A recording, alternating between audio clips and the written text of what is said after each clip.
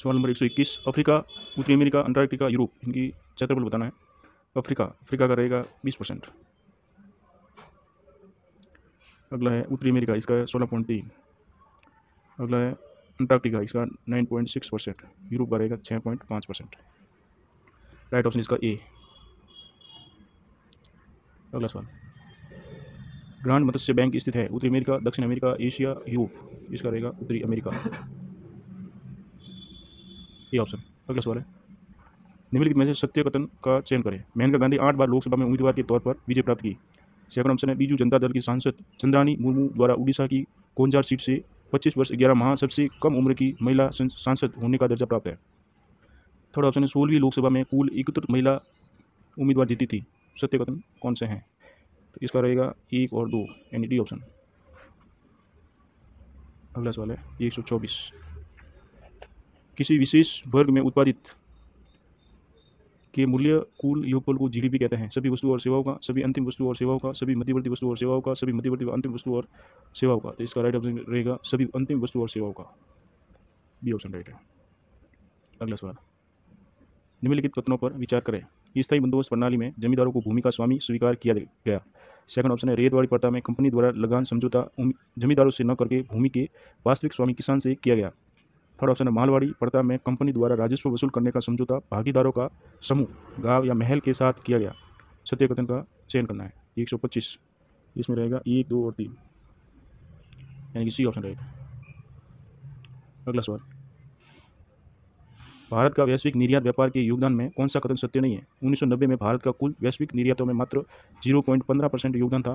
B option है, 2021-22 में कुल वैश्विक निर्यात 1.7% रहा। सी ऑप्शन है, पेट्रोल, तेल, स्नैक में 2021-22 में सबसे ज़्यादा आयात 25.6% की जाने वाली वस्तु रही। डी ऑप्शन है, 2021-22 में चीन भारत का सबसे बड़ा आयात स्रोत बना। इसका 126 का राइट ऑप्शन रहेगा। सत्य नहीं है, वो है ई ऑप्शन। ये ऑप्शन राइट नहीं है। अगला सवाल है 127, सुमिलित करना है। कजाकिस्तान, यमन, रूस और वनुआतु सदस्य क्रम में विश्व व्यापार संगठन में किस नंबर पर सदस्य बने? इसका राइट ऑप्शन है, कजाकिस्तान का है 162 नंबर। अगला है यमन, ये 160। अगला है रूस, ये 156 और वनुआतु ये 157। इसका राइट ऑप्शन रहेगा बी। अगला सवाल 128, निम्नलिखित में से कौन सा कथन तेंदुलकर समिति के बारे में सत्य है?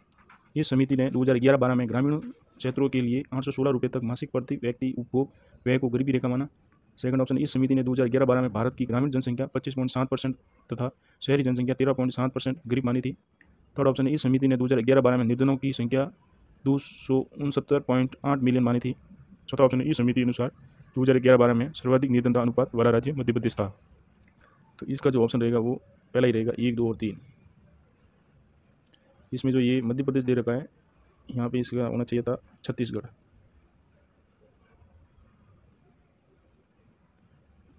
अगला सवाल, राष्ट्रीय दोपहर भोजन कार्यक्रम के बारे में कौन सा कथन सत्य है? यह कार्यक्रम 15 अगस्त 1985 में शुरू किया गया। सेकंड ऑप्शन है, शुरू में यह कार्यक्रम प्राइमरी स्तर पर लागू किया गया। थर्ड ऑप्शन है, 2007 में यह कार्यक्रम मिडिल स्कूल के बच्चों पर लागू किया गया। चौथा ऑप्शन है, यह केंद्र सरकार द्वारा प्रायोजित कार्यक्रम है। इसका जो राइट ऑप्शन है वो है 2, 3 और 4, यानी कि सी ऑप्शन राइट है।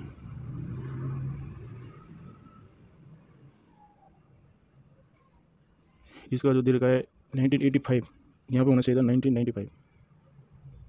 अगला सवाल, निम्नलिखित में से कौन सा कथन सार्वजनिक वितरण प्रणाली पीडीएस के बारे में सत्य है? फर्स्ट ऑप्शन दे रखा है, पीडीएस खाद्यान्नों के मूल्यों में वृद्धि पर नियंत्रण करती है। सेकंड ऑप्शन है, पीडीएस सभी उपभोक्ताओं के लिए खाद्यान्नों की पहुंच सुनिश्चित करती है। थर्ड ऑप्शन है, पीडीएस खाद्यान्नों के अभाव व कमी वाले क्षेत्रों में उचित मूल्य पर खाद्यान्नों का वितरण करती है। 130 का राइट ऑप्शन है 1, 2 और 3, डी ऑप्शन। अगला सवाल, निम्नलिखित में से कौन सा कथन सत्य है? उत्कृष्ट व क वर्ग मंडियों में कुल 17 सदस्य हैं। सेकंड ऑप्शन है, उत्कृष्ट व क वर्ग में मंडियों में कुल सदस्य में 12 सदस्य निर्वाचित और अन्य सदस्य मनोनीत होते हैं। थर्ड ऑप्शन है, ख, ग और घ वर्ग मंडियों में कुल 11 सदस्य हैं। चौथा ऑप्शन है, ख, ग, घ वर्ग मंडियों में कुल सदस्यों में 8 सदस्य निर्वाचित व 3 सदस्य मनोनीत होते हैं। इसका राइट ऑप्शन कौन सा रहेगा? इसका रहेगा 1, 2, 3 और 4, यानी कि डी ऑप्शन राइट है। अगला सवाल 132, निम्न में से प्रति व्यक्ति आय का जो फॉर्मूला रहेगा वो राष्ट्रीय आय बटा जनसंख्या। यानी कि बी ऑप्शन राइट है। अगला सवाल है, भारत मानव विकास रिपोर्ट IHDR 2011 के बारे में कौन सा कथन सत्य है? इस रिपोर्ट का शीर्षक सामाजिक समावेश की ओर था।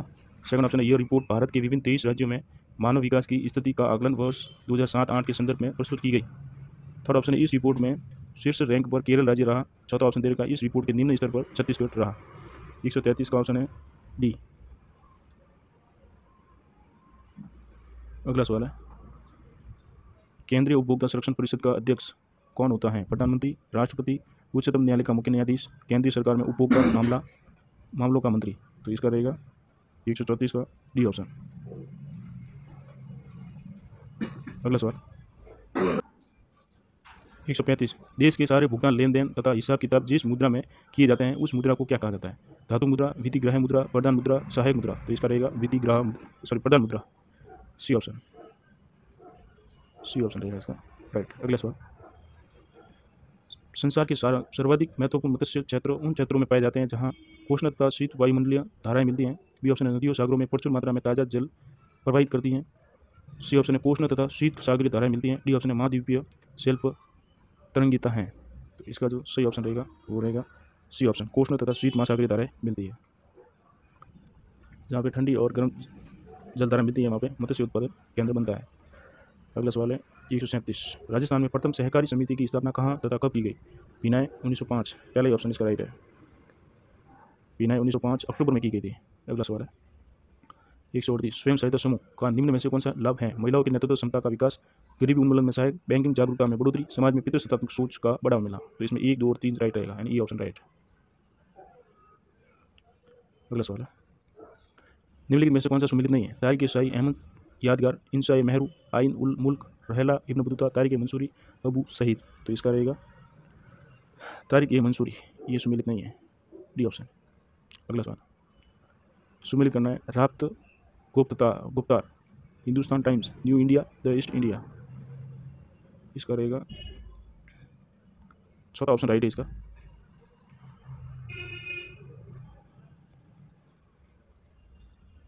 राब्त गुप्तार, इसका रहेगा दादा भाई नौरोजी। हिंदुस्तान टाइम्स, इसका रहेगा के एम पनिकर।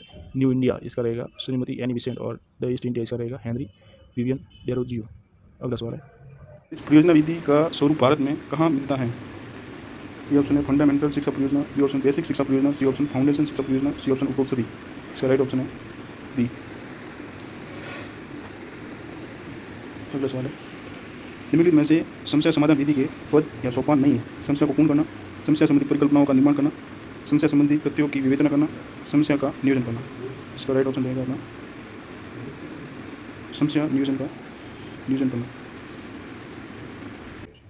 अगला सवाल है, निम्नलिखित में से कौन सा उपगम पूर्णकारवाद सिद्धांत की विचारधारा पर आधारित है? एकीकृत, संकेंद्रित, सक्रिय, सहसंबंध। इसका राइट ऑप्शन रहेगा ए। अगला सवाल है, निम्नलिखित पर विचार कीजिए। उद्देश्य से संबंधित चुनौती, अभिवृद्धि से संबंधित चुनौती, उपयोगिता संबंधित चुनौती, उपरोक्त में से कौन सी सामाजिक अध्ययन तथा अध्यापन संबंधित चुनौतियाँ हैं? राइट ऑप्शन इसका रहेगा 1, 2 और 3। अगला सवाल है, सामाजिक अध्ययन में मानचित्रों के उपयोग के लिए कौन सा कथन सत्य नहीं है? ये ऑप्शन है, मानचित्रों का बार बार उपयोग नहीं करना चाहिए। बी ऑप्शन है, स्थान या स्थिति पर बल देने के बजाय संबंधों पर अधिक बल देना चाहिए। सी ऑप्शन है, छात्र जिस बात को न जानते हो आरंभ वहाँ से करना चाहिए। डी ऑप्शन है, विधि पर प्रकार के मानचित्र बनाने के लिए छात्रों को प्रेरित करना चाहिए। इसका सही ऑप्शन है वो ऑप्शन नंबर ए, मानचित्र को बार बार उपयोग नहीं करना चाहिए। ये सत्य नहीं है। अगला सवाल है, निदानात्मक शिक्षण के निबंध में से कौन सा उद्देश्य नहीं है? इसका ये ऑप्शन दे रखा, छात्रों की व्यक्तिगत विभिन्नताओं के प्रभाव को कम करना। बी ऑप्शन, मूल्यांकन प्रक्रिया को स्पष्ट करना। सी ऑप्शन, पाठ्यक्रम में आवश्यक परिवर्तन कर उपयोगी बनाना। सभी कथन सत्य है। तो इसका राइट ऑप्शन है डी, सभी कथन सत्य है। अगला सवाल है, 117, निम्नलिखित में से कौन सी विशेषता वस्तुनिष्ठ प्रश्नों की नहीं है? ये ऑप्शन है, ये प्रश्न अधिक विश्वसनीय तथा वैध होते हैं। बी ऑप्शन, इन प्रश्नों से छात्रों की बुद्धि लब्धि निकालना अति सरल है। सी ऑप्शन, इस प्रणाली में जांच का कार्य कंप्यूटर की सहायता से किया जाता है। डी ऑप्शन, ये परीक्षा सीखने के सभी अंगों का मूल्यांकन करता है।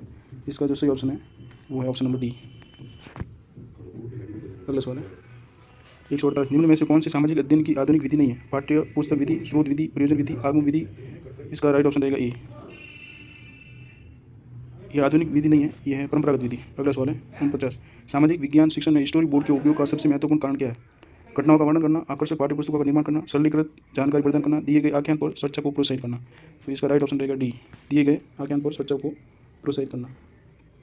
अगला सवाल है, निम्नलिखित में से कौन सा सामाजिकृत अभिव्यक्ति विधि का गुण नहीं है? यह विधि की लोकतांत्रिक विधि है, यह विधि छात्रों को अध्यापन के मध्य मधुर संबंध बनाती है, यह विधि शिक्षक केंद्रित है, डी ऑप्शन है, यह विधि करके सीखने के सिद्धांत पर आधारित है। इसका राइट ऑप्शन है, यह विधि शिक्षक केंद्रित है। ये ऑप्शन सही नहीं है, ये बाल केंद्रित है।